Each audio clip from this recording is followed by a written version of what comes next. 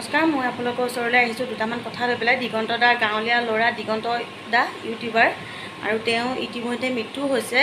খবৰটো পাই বহুত বেছি দুখ লাগিলে। আৰু মৃত্যু অনিবাৰ্য, সকলোৱে জানে এদিন জন্ম ল'লে মৃত্যু হ'বই, কিন্তু এনেকৈ আকস্মিক মৃত্যু হ'লেতো মানুহ একদম চক লাগি যায় পটককনে।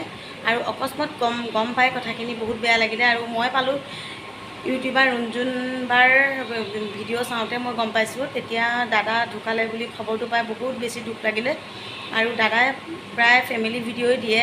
বৌ আৰু দাদাৰ এজনী কণমানি টিকলিও আছিলে, টিকলিজনীৰ সৈতে দাদাই বেছিভাগ ভিডিঅ' বনাই থাকে। কিন্তু আজি দুমাহমান ধৰি পেলাই দাদাই মানে জোনমণি ৰাভাক লৈ ভিডিঅ' বনাই আছিলে দুমাহমান ধৰি। আৰু অকস্মাত দাদাৰ কি মানে মৃত্যু হ'ল আমিও ভালদৰে গম নাপালোঁ। ভিডিঅ'টো পাই আজি বহুত বেছি দুখ লাগিলে। এনেদৰে যদি মানুহ মানে মৃত্যু হয়, আৰু দাদাই খুব ধুনীয়া গানো গাইছিলে। আমি দাদাৰ ভিডিঅ' যোগেদিয়ে গান শুনিবলৈ পাওঁ বা দাদাৰ ভিডিঅ'বোৰ চাওঁ, বহুত বেছি ভাল লাগে। আৰু অকণমান আপোনালোকক দেখাই দিব বিচাৰিছোঁ দাদাৰ ভিডিঅ'টো, আপোনালোকে চাই লওকচোন। কথাৰ ছন্দেৰে